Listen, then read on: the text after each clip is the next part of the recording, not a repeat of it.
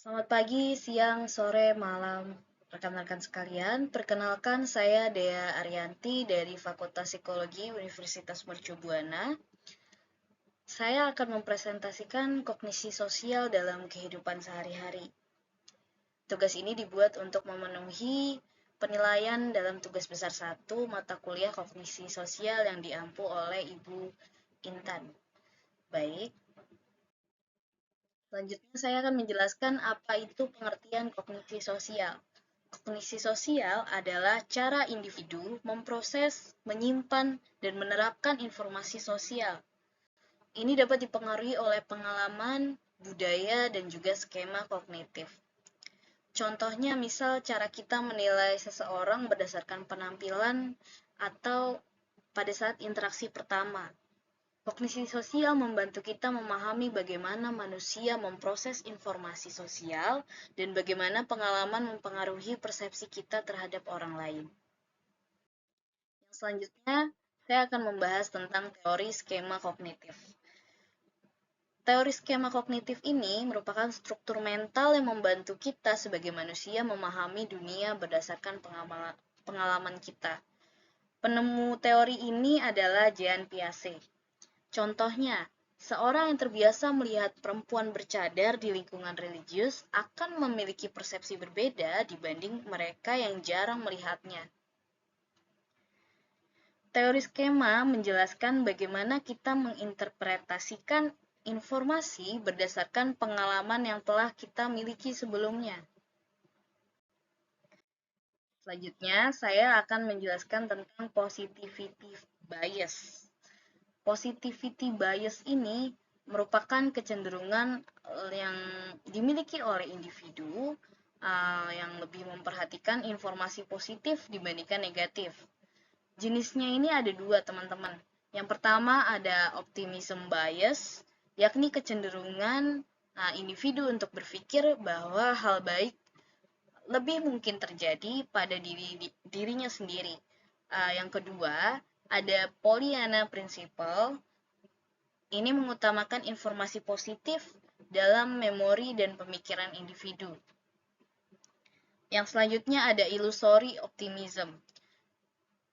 Ini merupakan keyakinan bahwa kemungkinan mengalami hal buruk ini lebih kecil dibandingkan orang lain. Contohnya, saya yakin banget nih bakal diterima kerja tanpa mempertimbangkan persaingan ketat untuk masuk ke dalam rekrutmen perusahaan yang akan kita tuju itu. Positivity bias ini seringkali membuat kita melihat dunia secara lebih optimis yang dapat bermanfaat, tetapi juga dalam hal lain ini kalau kita tidak selektif ini bisa menyesatkan ya teman-teman ya. Jadi teman-teman juga harus berhati-hati.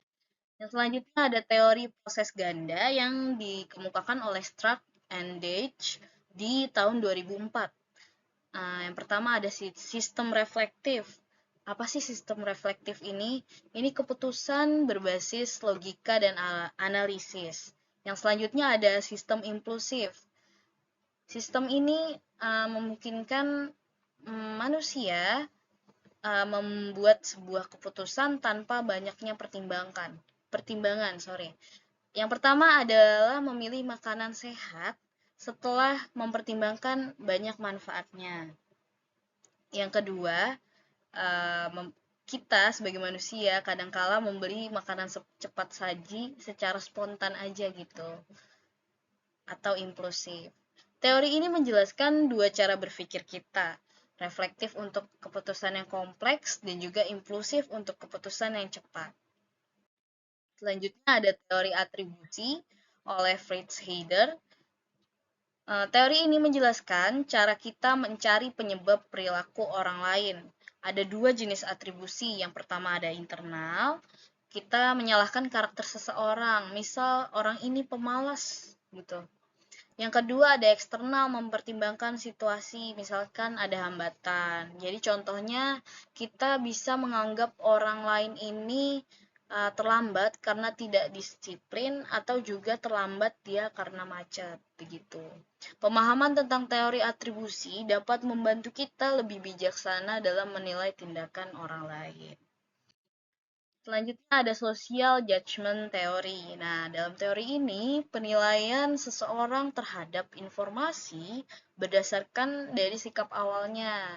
Faktor-faktornya ada latitude of acceptance, rentang pendapat yang diterima. Yang kedua ada latitude of rejection, pendapat yang ditolak. Yang ketiga ada latitude of non-commitment atau netral. Contohnya baru-baru kemarin ini ada kampanye politik menargetkan pemilih dengan pesan yang sesuai dengan nilai-nilai mereka. Teori ini sering digunakan dalam pemasaran dan komunikasi untuk mempengaruhi opini-opini publik. Begitu. Selanjutnya ada penerapan kognisi sosial dalam dunia kerja. Kognisi sosial dalam dunia kerja ini berguna untuk manajemen tim, bisa memahami persepsi dan atribusi dari rekan-rekan kerja. Yang kedua, dalam dunia kerja penerapannya bisa dengan negosiasi, menggunakan teori skema untuk membangun argumen. Yang selanjutnya dapat diterapkan dalam mengambil keputusan. Ini bisa berguna untuk menghindari bias kognitif. Contohnya, seorang manajer memberikan umpan balik atau feedback yang membangun agar si stafnya ini bisa menerima umpan balik tersebut dengan baik. Pemahaman kognisi sosial dapat membantu kita dalam berbagai aspek profesional, dari manajemen hingga pengambilan keputusan. Jadi kesimpulannya, kognisi sosial merupakan proses penting dalam kehidupan manusia yang membantu kita memahami, menafsirkan, dan merespon informasi sosial di sekitar kita. Dengan memahami teori-teori seperti skema kognitif, bias kognitif, teori atribusi, dan social judgment, kita dapat membuat keputusan yang lebih bijaksana, serta dapat menghindari kesalahpahaman atau miskomunikasi dalam interaksi sosial. Dalam dunia kerja, pemahaman kognisi sosial kemungkinan kita untuk meningkatkan efektivitas komunikasi, membangun hubungan yang lebih sehat, serta mengambil keputusan yang lebih objektif. Dengan menerapkan konsep-konsep ini, kita dapat lebih reflektif, adaptif, dan responsif dalam berbagai situasi sosial, baik dalam kehidupan profesional maupun dalam kehidupan pribadi. Sekian presentasi yang dapat saya sampaikan, ada kurang lebihnya mohon maaf. Terima kasih, sampai bertemu di lain kesempatan.